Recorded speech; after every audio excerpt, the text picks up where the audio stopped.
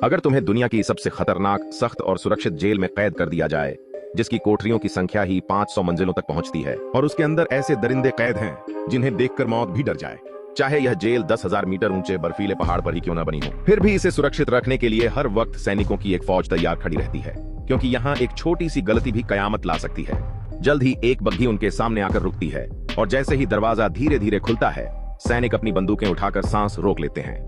मगर जब कैदी बाहर निकलता है तो स्वागत करने वाले अधिकारियों की आंखें फटी की फटी रह जाती हैं, क्योंकि वह कोई आम इंसान नहीं बल्कि एक डरावनी विशालकाय मखलूक होता है। कैदी के भागने से बचाने के लिए उसे लोहे की जंजीरों और पटरी के जरिए अंदर ले जाया जाता है, जैसे वह कोई इंसान नहीं बल्कि एक तबाही हो जिसे काबू में रखना जरूरी है। तब जाकर सैनिक उसके हाथों की जंजीरें खोलते हैं, मगर जैसे ही वह अंदर प्रवेश करता है, उसे एहसास होता है कि वह अकेला नहीं है। वहाँ पहले से एक औरत कैद है, और उसकी आंखों में कुछ ऐसा है जो खतरनाक हद तक खामोश है। लंबे समय से दबा हुआ दरिंदा उसके करीब जाने लगता है, मगर एक आदमी तुरंत उसे रोक देता है और धीमी आवाज में कहता है, यहाँ की औरतों से दूर रहो, वरना जिंदा नहीं बचोगे।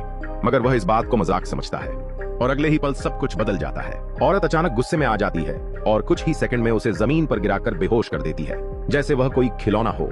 जल्द ही माफी कमेटी का दिन आता है, जहां जज कैदियों को एक आखिरी मौका देते हैं, एक ऐसा मौका जो या तो आजादी दे सकता है या हमेशा के लिए अंधेरा।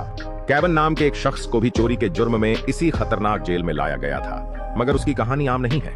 कुछ साल पहले वह अपने साथियों के साथ खजाने में एक बड़ी वारदात के लिए घुसा था, एक ऐसा खजाना जो सिर्फ दौलत नहीं बल्कि ताकत भी रखता था। वहां उसे एक जादुई पत्थर मिला, एक ऐसा पत्थर जो नामुमकिन को मुमकिन बना सकता था।